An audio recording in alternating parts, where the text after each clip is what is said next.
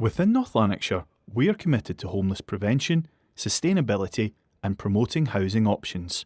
We are committed to providing you with the best housing and support options available to help you make informed decisions about what is the right option to meet your housing needs. In this section of the video, we will cover some basic information about the housing options available to you for housing within North Lanarkshire. More detailed information on any of the options available to you can be found in our full Housing Options Guide, which is available at any of our First Stop shops, local housing offices or online on the Council's website. Or, if you prefer, one of our housing advisors can discuss in person with you the options available.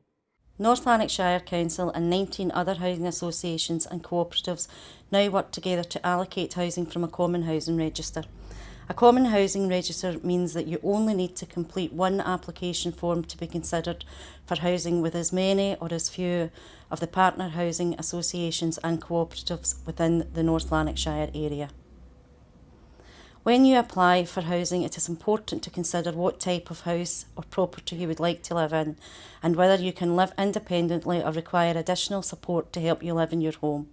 Generally, the main types of properties that are available include semi-detached houses, end or mid-terraced houses, 4-in-a-block flats, flat in a block of flats, and multi-storey flats. All of these property types are available as mainstream housing. Mainstream housing is housing that is occupied by people who can live independently, and it does not have any additional support provisions provided as part of the housing. As well as mainstream housing, there are also a number of specialist house types available. Specialist housing has been specifically designed to meet the needs of people who require extra support or other needs.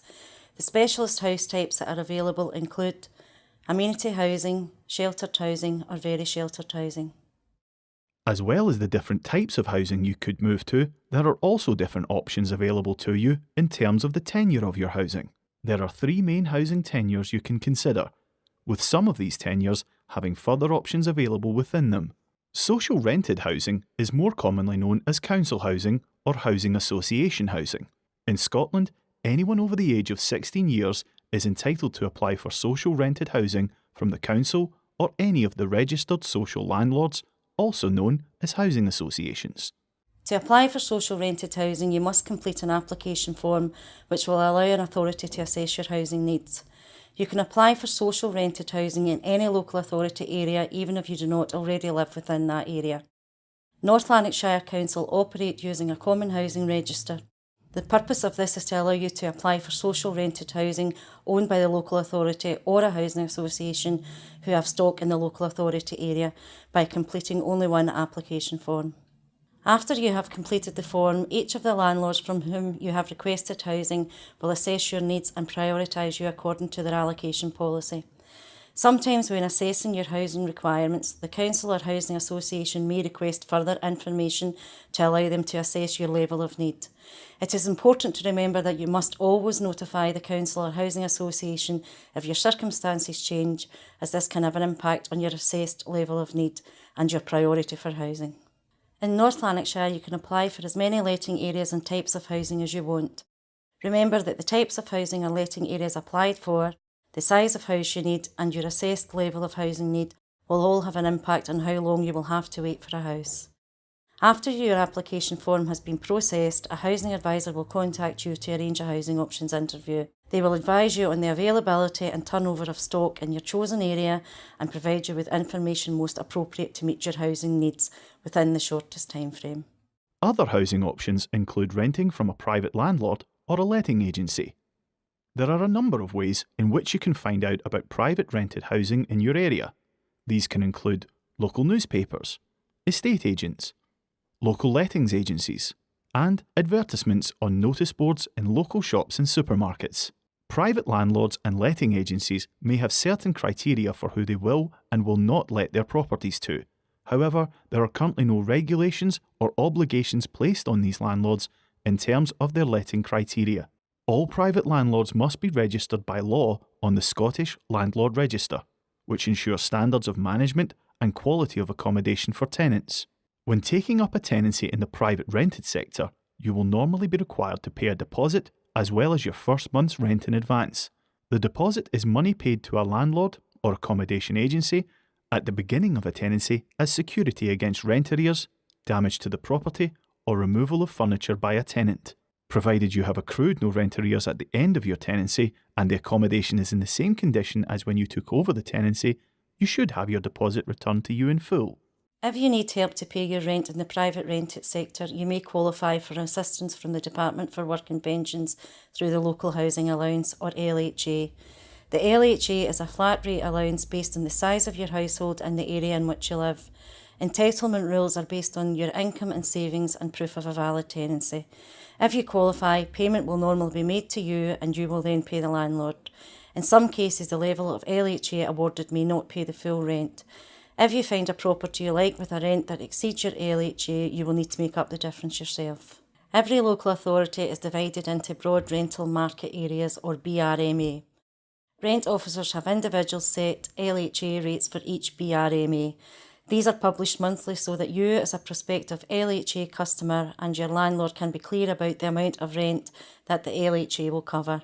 Therefore, before taking up a tenancy, if you think you will need help to pay your rent, you should check the LHA rates for your selected area. For further information, you should contact a private sector benefit advisor within the council, your local Citizens Advice Bureau, or any other advice agency. To end a tenancy in a private let, both landlords and tenants need to give the correct notice. The length of notice you need to give and the way in which it needs to be provided varies depending on the type of tenancy you have. If you rent from a private landlord, your agreement should state how much notice you need to give before moving out. Therefore, if your notice period is 1 month, you would need to tell your landlord you want to end your tenancy 1 month before you intend to end it. If you move out of your tenancy before the month has passed, you will still be liable for the rent for this period. You should always seek further advice if you're served with a notice to quit, or NTQ. Your landlord still needs to serve notice and paperwork on you to end your tenancy. Home ownership is another option to consider.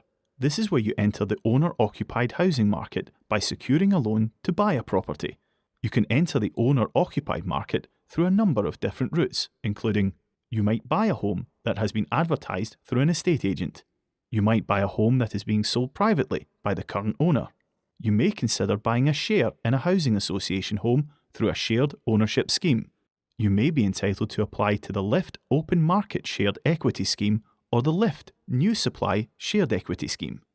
When considering buying a property, you should investigate the short and long-term costs of home ownership. In doing this, you should take into account any potential changes in circumstances that may affect your finances, such as redundancy, fluctuations in interest rates, relationship breakdown or repairs. You should also consider all additional costs associated with owning a home. Some key things you should also consider are working out how much you can afford to spend and the type of mortgage that meets your needs, getting a mortgage agreement in principle, choosing your home, hiring a solicitor, arranging for life assurance.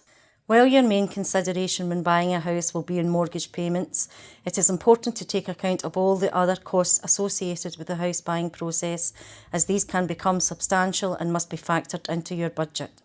The other costs you should consider include survey fees, valuation fees, stamp duty, solicitors' fees. You should also remember the additional costs you may face in the process of moving house, such as removal expenses, any final bills, for example gas and electricity, redirecting mail, and disconnection and reconnection of phone lines.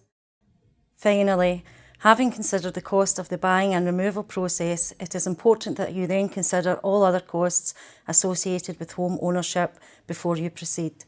These include building insurance, mortgage protection insurance, repairs and maintenance or other future works that may be required, servicing and factoring fees, household bills such as council tax, gas, electricity, phone bills and food bills.